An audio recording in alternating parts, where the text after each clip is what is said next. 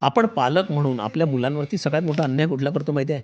आपण सातत्याने त्यांच्या बालपणाची आपल्या बालपणाची तुलना करत राहतो, हं. की आमच्या बालपणी असं होतं, आपण शिक्षणाचा आदरच करायचो, आपण मोठ्यांचं ऐकायचो, आम्ही खेळायलाच जायचो, आम्ही कमीत कमी वेळामध्ये अभ्यास करायचो. परंतु दुर्दैवाने त्यावेळेचा कॉन्टेक्स्ट आणि आताचा कॉन्टेक्स्ट ह्याच्यामध्ये जमीन आसमानाचा फरक आहे. हं. त्यावेळी ज्यावेळी कॉम्पिटिशन होती, त्यावेळी कॉम्पिटिशन सीमित होती. आता बरोबर. कॉम्पिटिशन पण वाढलेली आहे.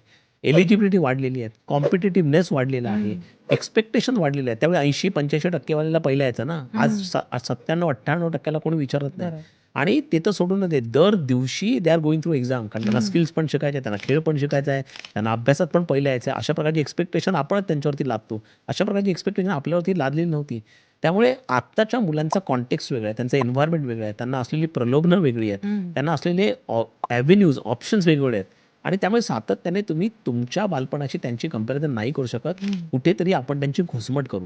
त्यांना जर का फ्युचरला तयार करायचं असेल, तर हा कॉन्टेक्स्ट, हा रेफरन्स पॉईंट चेंज व्हायला पाहिजे. करेक्ट. त्यांना फ्युचरला तयार करायचं तर फ्युचरचा कॉन्टेक्स्ट ठेवा, फ्युचरचा रेफरन्स ठेवा आणि मग आपण चांगल्या पद्धतीने त्यांना आपण घडवू शकतो. बरोबर.